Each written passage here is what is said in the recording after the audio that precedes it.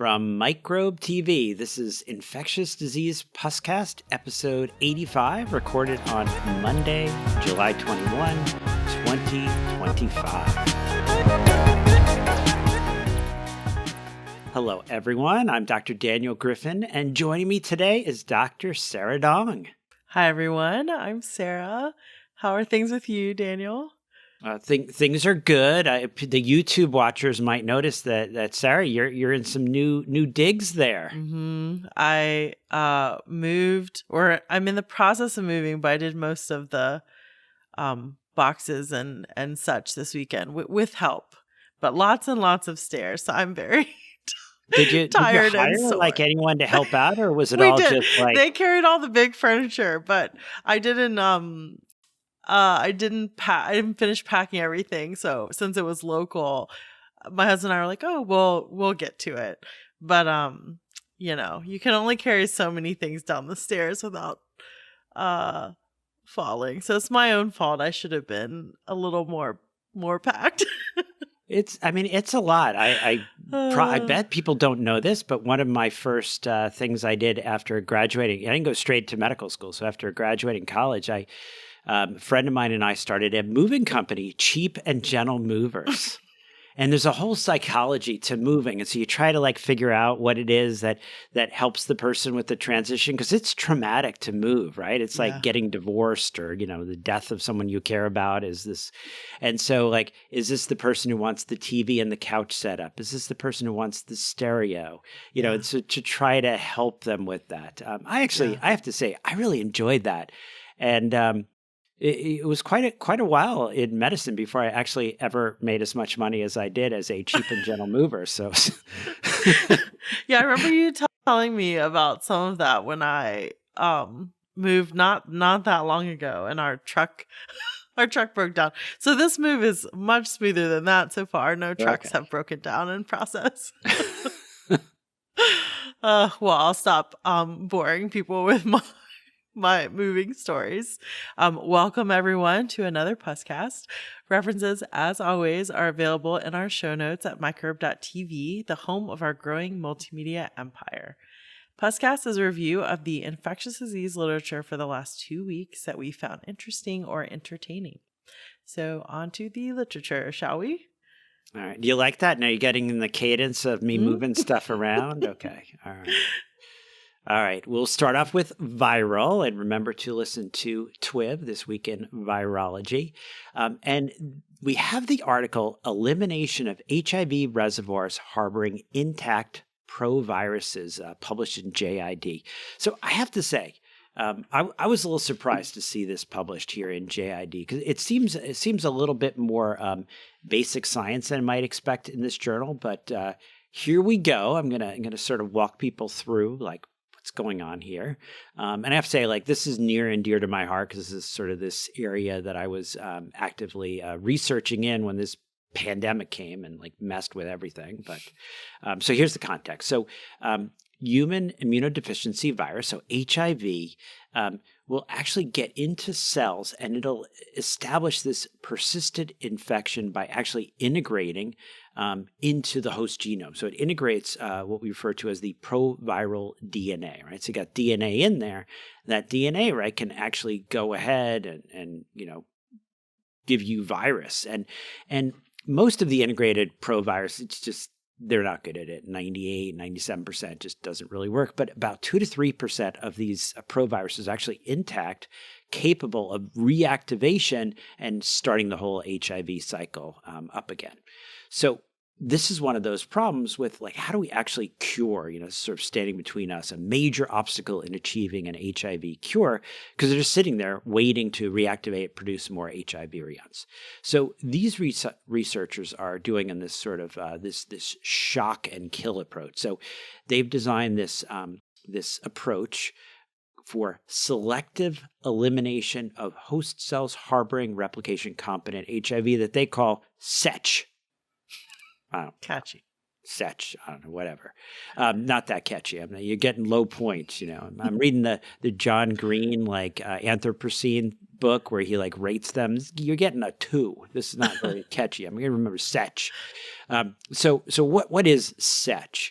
So they've got a bunch of things in this regimen. So think of it as a cocktail where they're going to have this ABT263. There won't be a test at the end. It's an inhibitor of BCL2 and BCLXL.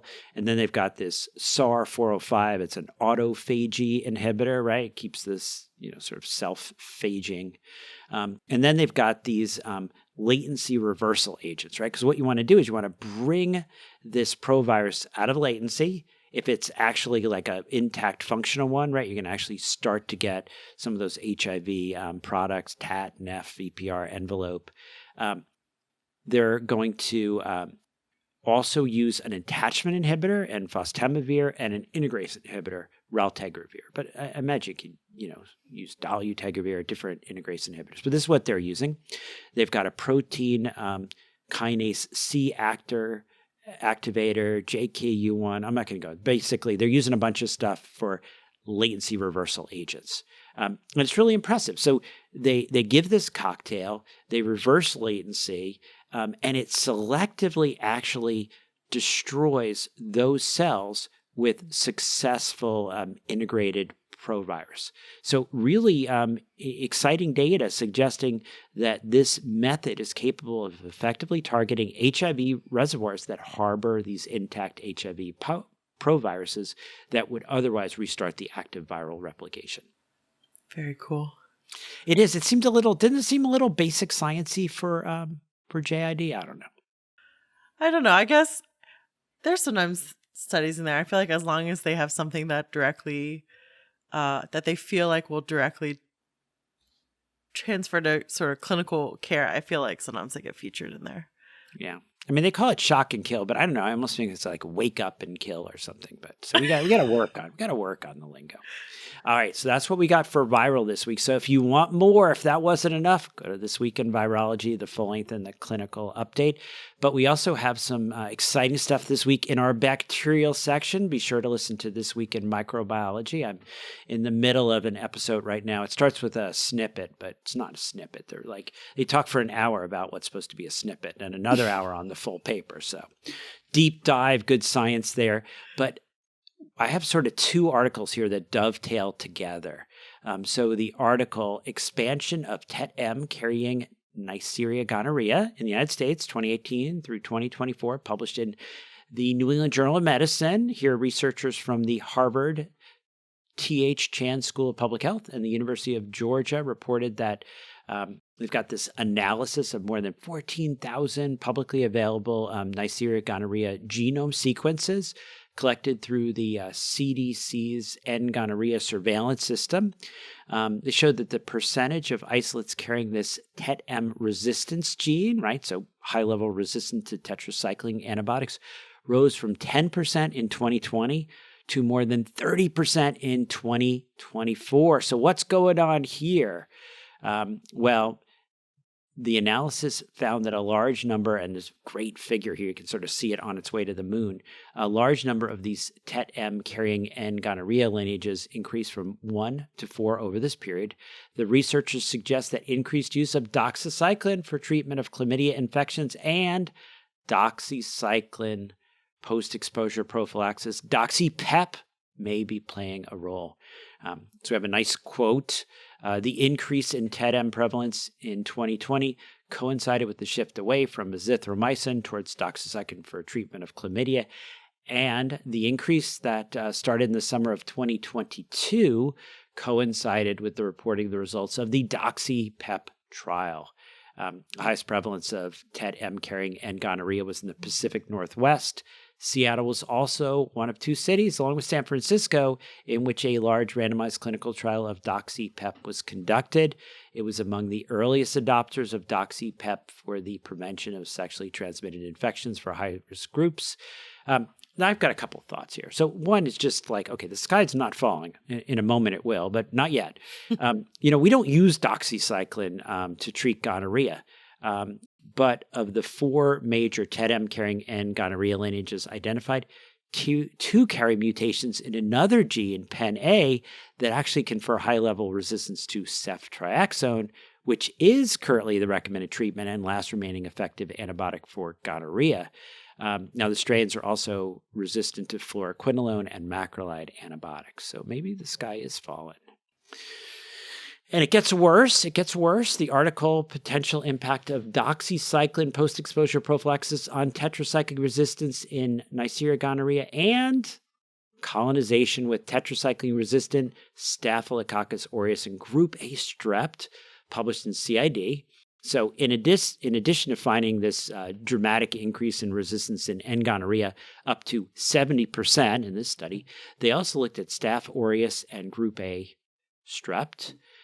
Gas. These researchers evaluated nasopharyngeal colonization with Staph aureus, Group A Strep, GAS, in 703 MSMSHC patients. Why do they do that? The TLAs, the three-letter men who have sex with men and sexual health clinic patients. All right, you can say that. Here we see that after the rollout of Doxy PEP, here's some Doxy after that sex, they note that colonization with both tetracycline-resistant Staph aureus and Group A Strep were more common among the Doxy PEP users, 18% versus 8%, and 9% versus 4%.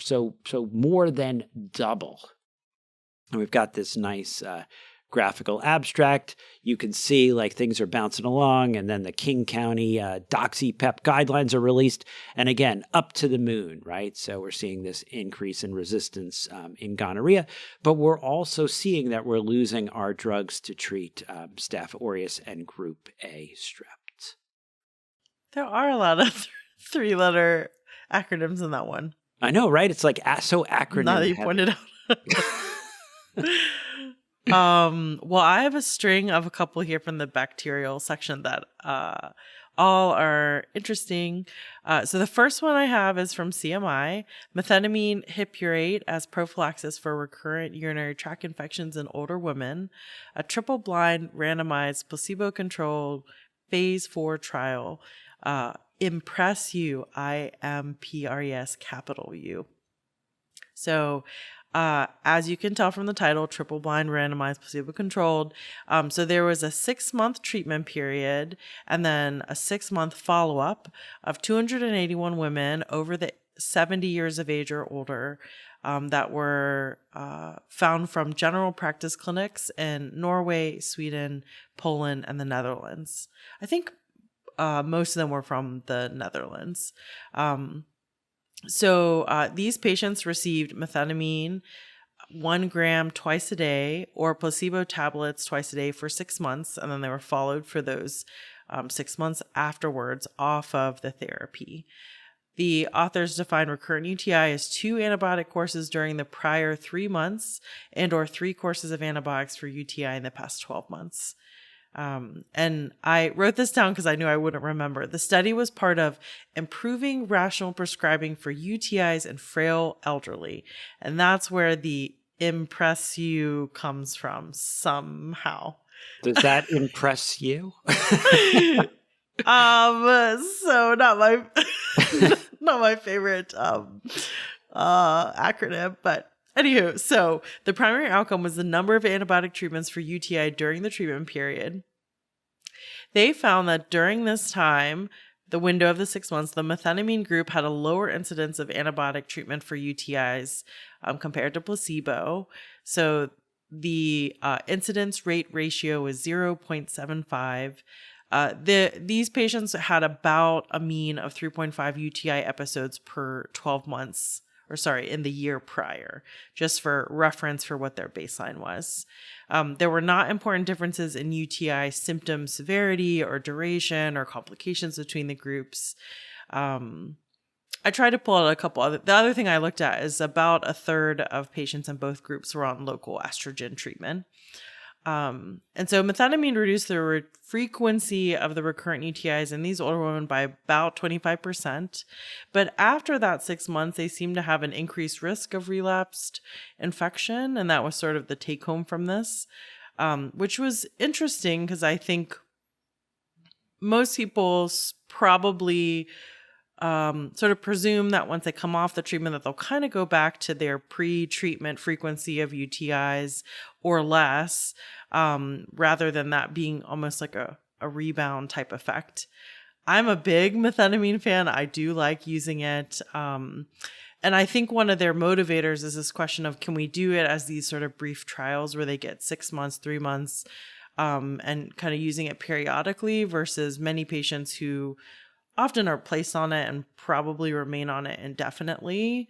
But I don't really know what to think of that higher rate when they come off, because I don't totally understand the mechanism. And I guess the other question is, does that type of rebound also occur when someone comes off of other treatments?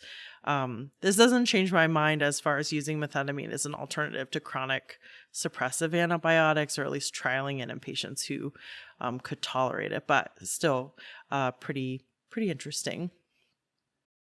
And the next two that I have are both guideline articles. I'm excited, though. There's some controversy here. Yeah, a little bit there. So this first one was published in the American Journal of Respiratory and Critical Care Medicine, Diagnosis and Management of Community-Acquired Pneumonia, an official ATS, American Thoracic Society Clinical Practice Guideline. And you'll notice there's not IDSA in that title.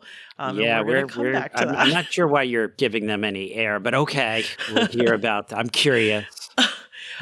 So ATS published these updated recs, regarding aspects of treating CAP in immunocompetent adult patients. So I'm going to walk through the kind of 4 major questions. The first one is, should lung ultrasound be considered a reasonable alternative to chest x-ray for diagnosis in adults with suspected CAP? They say yes in medical centers where appropriate clinical expertise exists. Fine. The second one is, should adults with CAP who test positive for respiratory virus be treated with empiric antibiotic therapy? And so they have it kind of split up, but they suggest not prescribing if that patient has no comorbidities and has CAP and who tests positive for respiratory virus. But if it's an adult outpatient or inpatient with comorbidities and CAP and a positive RVP, they do suggest prescribing antibiotics empirically. And that is, I think, where the issue is. And so I'll just finish out the questions and come back to it. So the third question is, should adults with CAP who reach clinical stability be treated with shorter courses? So here they say less than 5 days or minimum of 3 days if they're clinically stable versus 5 days otherwise. So a slightly shorter duration here. And then the last one, should adults who are hospitalized with CAP be treated with steroids? And so for adult inpatients with non-severe CAP, they recommend against steroids. For those with severe CAP, they say yes to steroids. So I originally wrote, I didn't know the details, but since then I searched and someone responded. But, in the description for peer review, they mentioned that there's, I think, 4 members from ATS, 11 from IDSA, and they wrote in the text of the document that IDSA chose to withdraw rather than approve the final version of the guideline. And I sort of presumed that it was that positive RVP CAP treat everyone, because you can call basically any adult as someone who has a comorbidity. But then when I was looking at the numbers, 11 out of 15 voted in favor, 12 out of 15 voted in favor of antibiotics. I wasn't sure if I was correct, but I saw on Idea Exchange that I'm sure many people are on. It's the IDSA, what do you call those? Listserv type things. And it does sound like, even though this was a collaborative effort between ATS and IDSA, that there was disagreement regarding that antibiotic recommendation for patients with certain risk factors who also test positive for a respiratory virus. And so it sounds like perhaps there is going to be a letter outlining the rationale and sort of responding to this that was supposed to be sort of co-published. So maybe that'll come out in the, next week or so. And so, there's a lot of limited evidence supporting that recommendation. I think they were trying to be good stewards and find a way for us to also acknowledge the unintended consequences of just giving antibiotics to anyone with CAP who has a positive viral test. But anywho, any additional thoughts, Daniel? Yeah, I spent some time looking at this, and the argument from the thoracic folks, was a risk benefit. But I think we keep harping on the risk benefit in the individual situation also translates into the risk benefit in the larger context, right? And we are losing these tools. And so, I mean, I enjoy a lot of the pulmonologists I work with, in their recommendation, they'll say antibiotics per ID, right? And I'll say pulmonary support per, pulmonary, right? Like we sort of like stay in your lane type idea. It is really interesting that for so many years, the American Thoracic Society and the ID Society of America have somehow come together like at a consensus on the treatment of pneumonia. But here, I think this specific thing, are we overusing antibiotics for viral pneumonias? I think the answer is yes. And so, I would sort of see like maybe this is a point where we're going to have two separate sets of guidelines because we really we have to do a better job with stewardship. We're losing these tools. Yeah. Anyhow, so hopefully we'll get an additional supplementary article that's kind of from the IDSA perspective, I'm hoping. I guess we'll get our own proper IDSA community-acquired, pneumonia guidance, It's disappointing though. Yeah. Okay. Well, I'll move us on. In further guideline news, there were also new IDSA practice guidelines published a couple days ago for complicated UTIs. We kind of knew this was in the pipeline because it was open for, comment and some drafts had been floating out there. So I'll try and kind of buzz through this fairly quickly.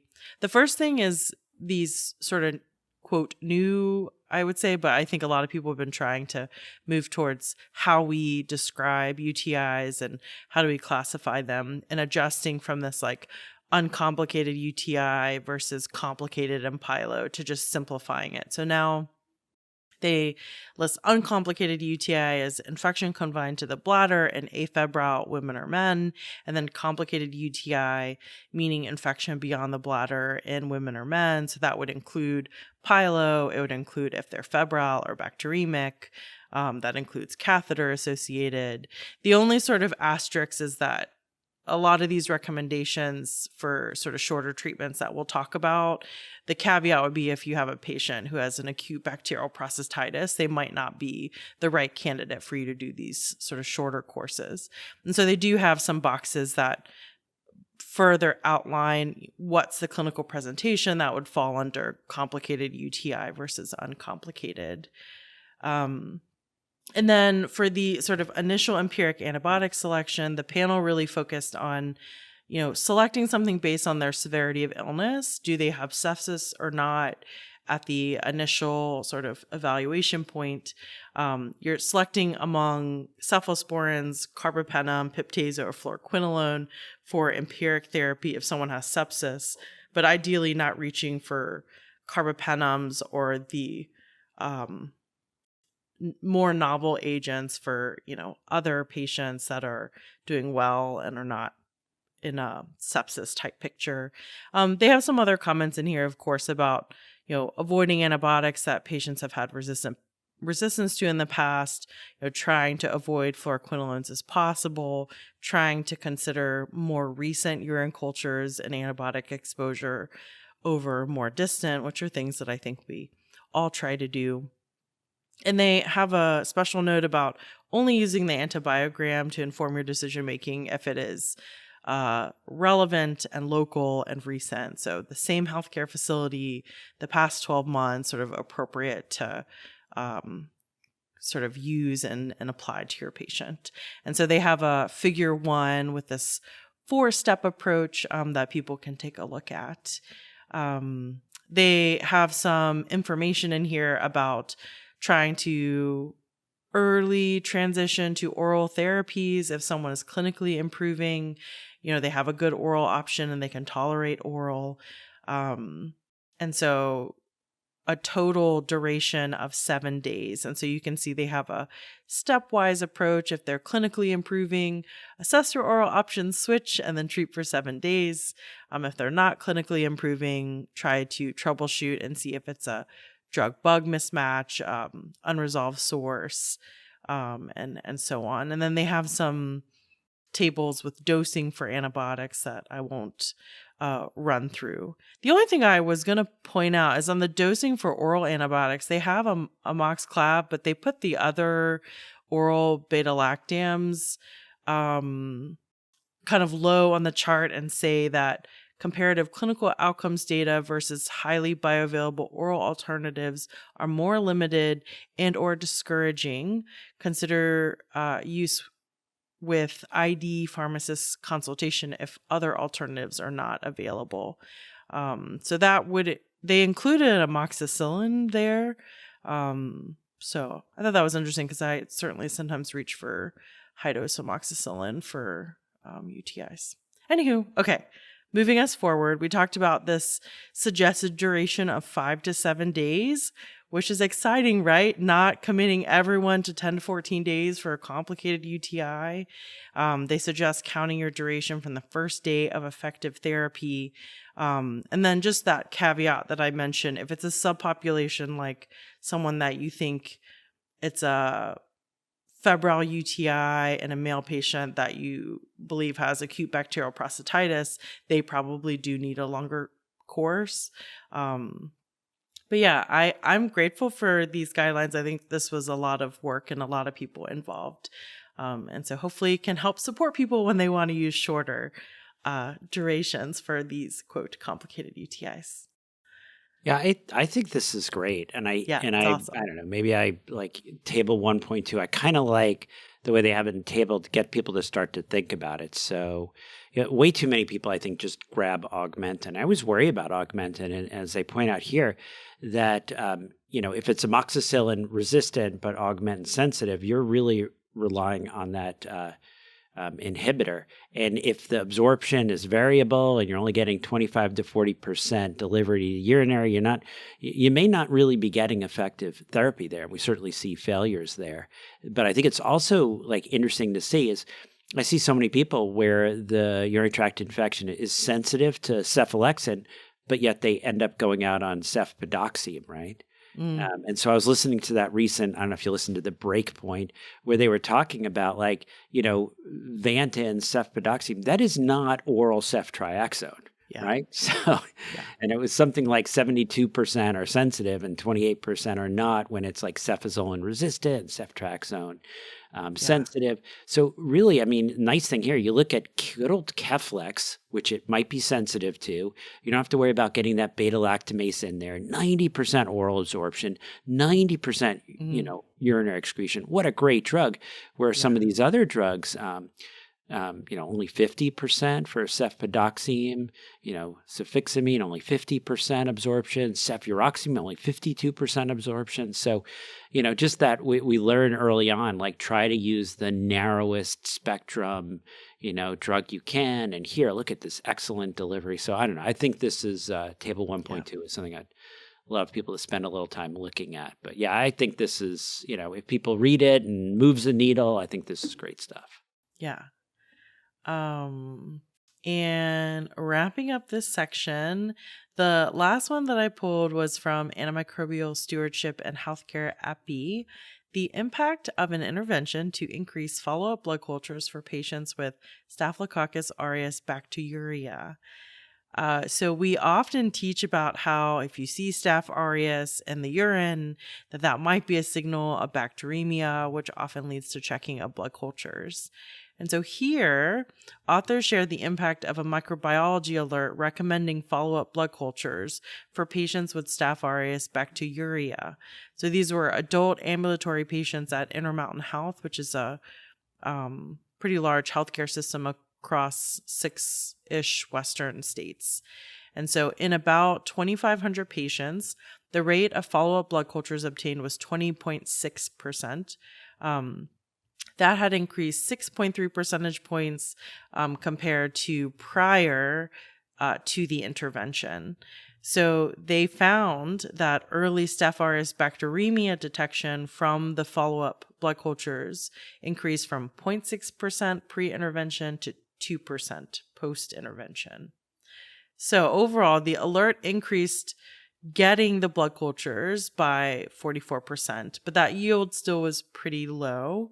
And so in this cohort, that would mean about 11 to 15 follow-up blood cultures would be need to be obtained to identify one early Staph aureus bacteremia. I thought it's just kind of worth pointing out that the intervention, though, resulted in 47% relative increase in ED revisits. And it sounds like the intent was ideally that these patients would, sort of go to the lab and just have the blood cultures drawn. But ultimately, the alert seemed to prompt more repeat visits to get the blood cultures and the clinical exam or some sort of clinical assessment. So I think that makes sense to me, that might happen if someone isn't as familiar and just saw an alert that popped up and said, this could be worrisome. They also found that early Staph aureus bacteremia was detected almost exclusively in male patients. So when they were finding the Staph aureus bacteriuria in women, it seemed to more commonly reflect contamination. Or sort of UTI perhaps in females. But while awaiting some of these tools, they had modified their alert. I copy and pasted here. Staph aureus is an uncommon urine pathogen and may be indicative of contamination or spread from invasive infection. Evaluate for signs of invasive disease, including prostate infection. So very interesting, because I don't think I had any sense of like how often someone actually gets blood cultures after we see this, because we probably are not really interacting with these types of samples where someone just has come into a clinic or an ED. But automatically sending all those patients for blood cultures is probably not the right thing. Like everything else in ID, I guess we often need to fall back on their history and exam, and if there's a clinical syndrome, that would be worrisome.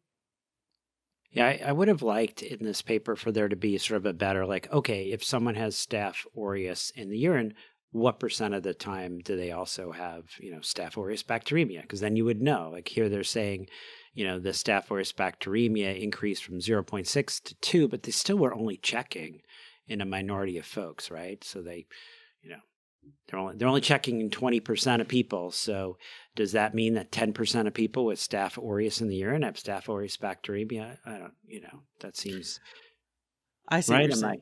Right? I mean, so if you said, hey, Staph aureus in the urine, 10% of them have it in the blood, then okay, maybe send them to the ER is not a disaster. But if it's 2%, it would really be nice to maybe do that next study. Like, what is the return on getting blood cultures in everyone with Staph aureus in the urine? I mean, that's what they've, Because they're that's what the alert is kind of pushing people to do. It's like, hey, if you see Staph aureus in the urine, as we saw, a bunch of people are sending them to get some blood cultures. And, this is something that I see that we do in the community hospitals in folks that have Staph aureus in the urine. Because, we usually probably wouldn't get called at those at Columbia at the August, academic institution until like those blood cultures come back positive or they don't get drawn. But yeah, it's interesting to know, like, should this be standard of care with Staph aureus in the urine? Should it always be done? Should it only be done in men? Kind of some others. I think it's still, I still thought it was useful to see like what their baseline was. Like how often are they doing that? Which from this, it sounds like about 1 in 5 patients actually go and get those blood cultures, which I don't think I had any reference for what that number would have been. But yeah, you're right. Like presumably like potentially even lower than the numbers that are in this paper. But yeah, I'd have to look. I'm assuming there's not much data on that. I'm curious. All right, fungal. All right. I'm excited here. We're going to get to talk about Candida auris. The MMWR, Candida auris containment responses in healthcare facilities that provide hemodialysis services, New Jersey, North Carolina, South Carolina, and Tennessee, 2020 to 2023. So Candida auris, a frequent multi-drug resistant fungal pathogen, can spread within healthcare facilities. Dialysis facilities face particular infection prevention and control challenges because their patients require complex medical care and frequent invasive procedures. So here we read that in 5 facilities providing dialysis in 4 states, 6 patients infected or colonized with C. aureus received dialysis for up to 4 months without transmission to other patients. 5 of the facilities had no knowledge of the patient's C. aureus status and had implemented standard dialysis IPC only, infection prevention and control only. So sort of, encouraging, right? They're just sort of following the basic rules.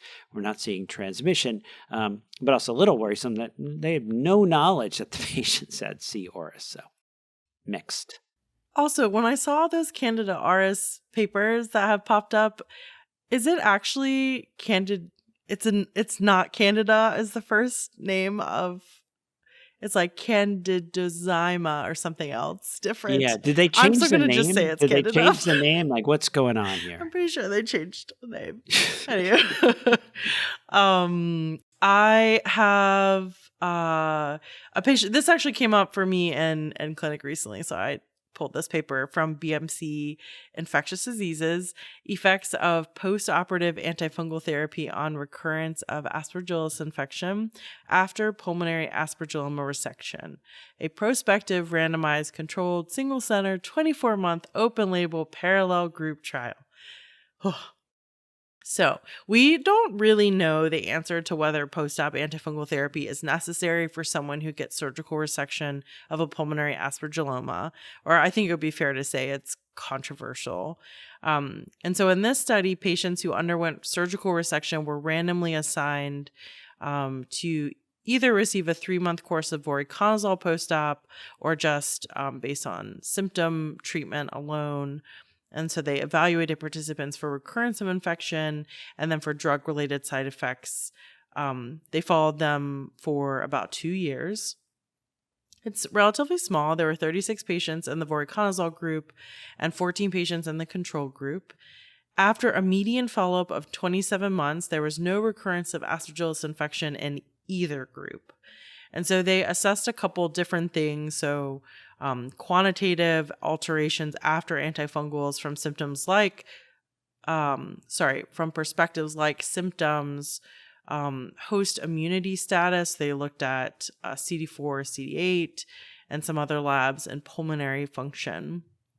They did find that the serum IgG level had increased after voriconazole, but other parameters looking at immune activity like CD4, CD8, things like Aspergillus-specific IgG, and pulmonary function really showed no intergroup differences.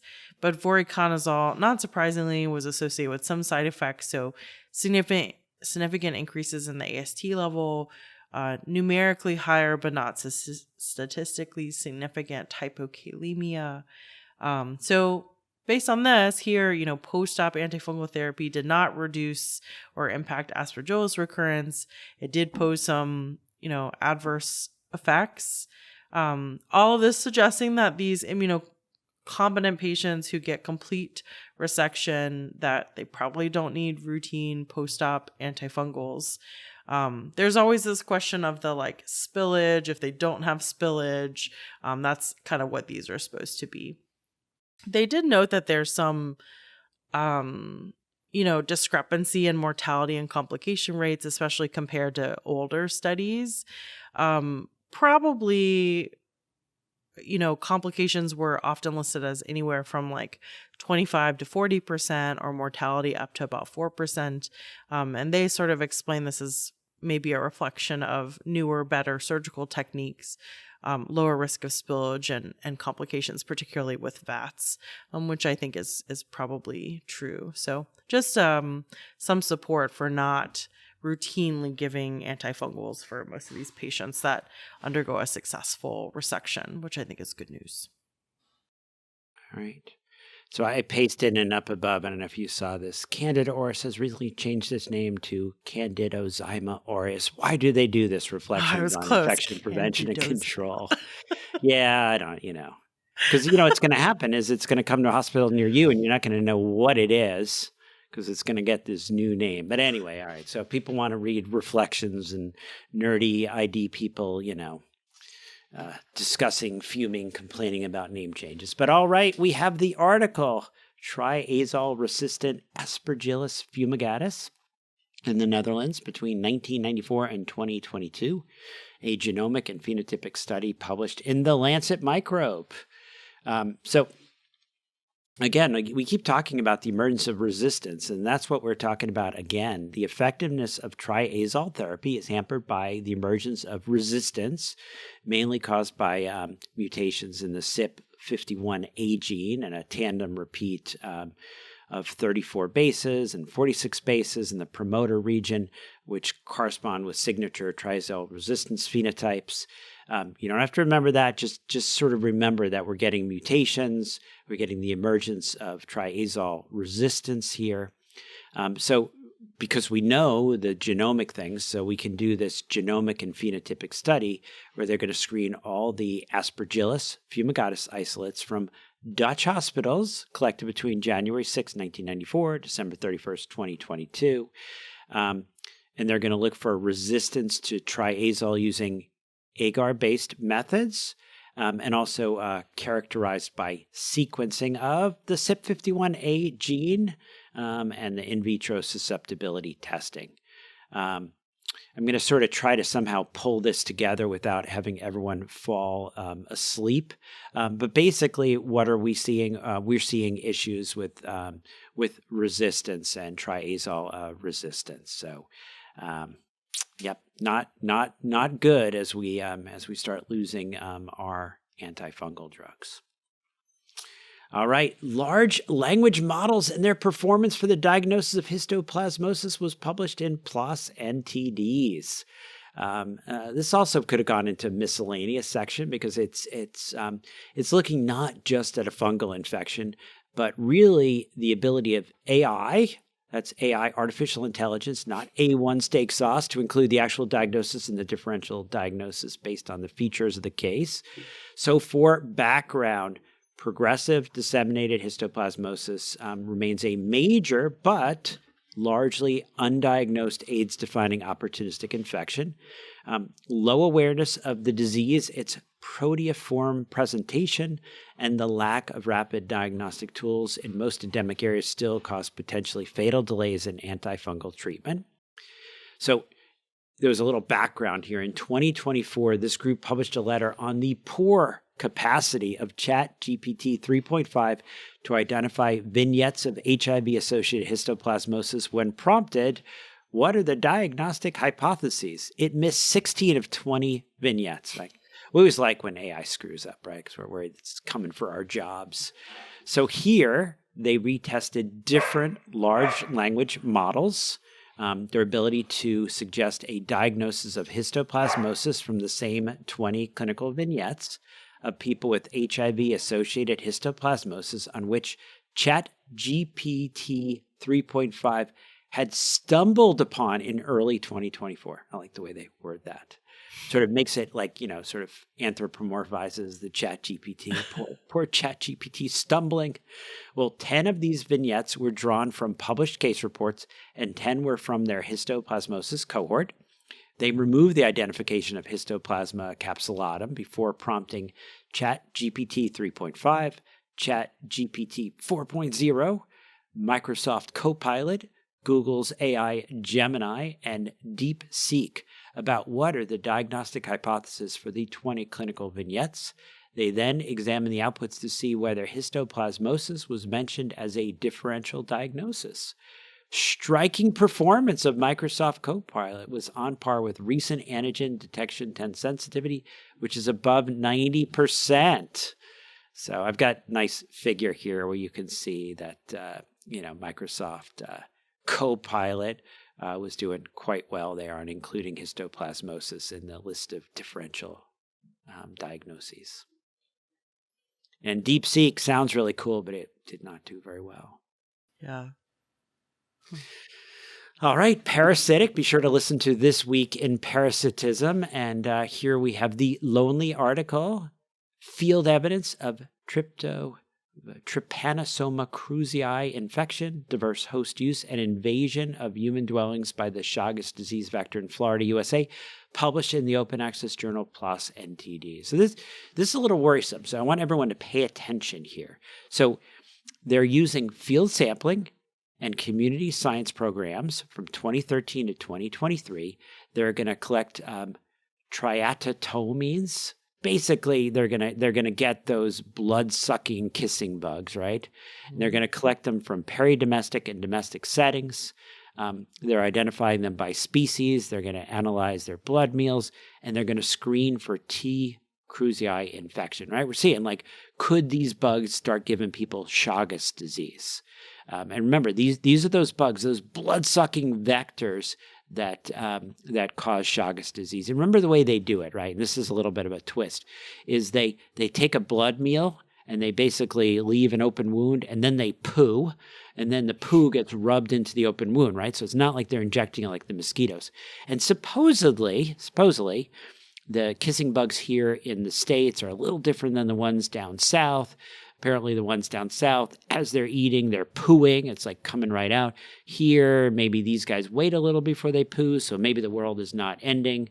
But more than a third of the T. sanguisuga were found inside a human dwelling, and 39.2% were collected by community members.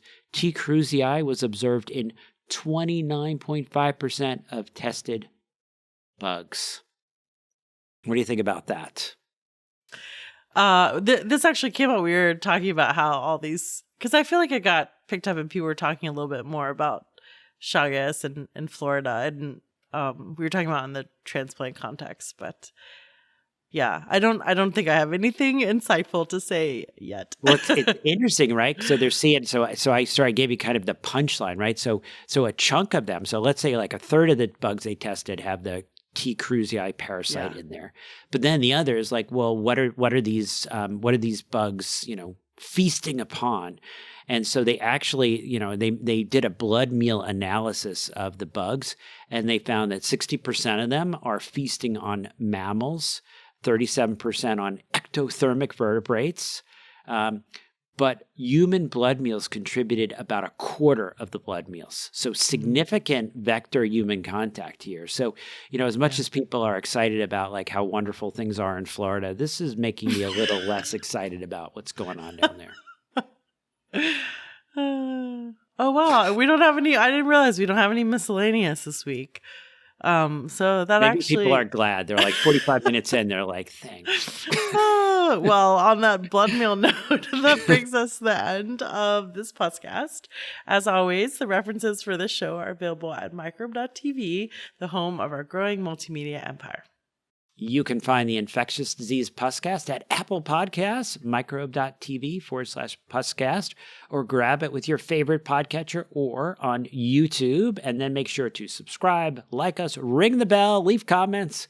We love to get your questions, comments, paper suggestions. Send them to puscast@microbe.tv. And if you like what we do or you just want us to keep doing it, consider supporting the science shows of Microbe TV at microbe.tv/contribute or Parasites Without Borders, parasiteswithoutborders.com. Click on that donate button.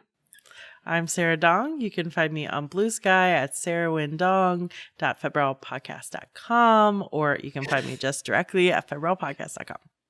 You are just the social media queen over there. So I'm Daniel Griffin, and you can find me at Columbia University Irving Medical Center, unless I see you first, or at parasiteswithoutborders.com, as well as on the other podcasts, This Week in Parasitism and This Week in Virology Clinical Updates. And as always, thank you for this most interesting consultation and allowing us to participate in the care of this most difficult and challenging case. We shall continue to follow along with you. Thank you, and dictation, and goodbye. Thanks for listening. We'll be back in 2 weeks. Another podcast is infectious.